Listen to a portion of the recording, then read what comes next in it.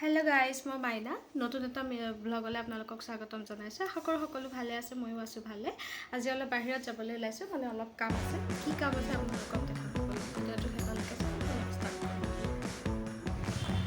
আমি ৰেডি হৈ মেলি মাৰ্কেটৰ ফালে আগবাঢ়িলো তো ইয়াতে বহুত গৰম পৰিছে আপোনালোকৰ সাইডে গৰম পৰিছে নে কমেন্ট এটা কৰি জনাব দেই তো আৰু আমি অকণ সোনকাল গৈছিলোঁ নহ'লে বহুত ভিৰ থাকে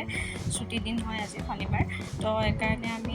সোনকালে গ'লোঁ অলপ ভিৰটো কম আছিলে তো পাই গ'লোহি আমি তো মই এতিয়া হেয়াৰ কাটটো কৰি লওঁ মূৰটো ধুৱালে তো চুলিখিনি কাটি মেলি হ'ল তাৰপিছতে আমি ইয়াতে এটা কাম আছিলে তো তাতে কামটো গ'লোঁ তো ইয়াতে ইমনৰ এযোৰ ছানগ্লাছ ল'বলগীয়া আছিলে তাতে সোমাইছিলোঁ কিন্তু লোৱা নহ'লে তাৰ জোখৰ নাপালোঁ তো ইয়াত নতুন মানে পহিলা পৰিস্থিতি বুলি কয় তো সেইকাৰণে ইয়াতে আৰু মতো সজাইছে ইয়াৰে কিছুমান বস্তু কিনিব আছে ফ্ৰেণ্ডৰ কাৰণে তো সেইবিলাক ফ্ৰেণ্ডৰ কাৰণেও কিনিলোঁ গিফ্ট কেইটামান তো এয়া আমি খালোঁ খাই মেলি এয়া আৰু এটা কাম আছিলে সেই কামটোত গ'লোঁ তো কামকেইটা নহ'লগৈ বাৰু তো এয়া আমি এতিয়া ঘৰলৈ যাবলৈ আহিছোঁ ৱৰ্কৰ কাৰণে ইয়াতে ধুনীয়াকৈ হৈছে আৰু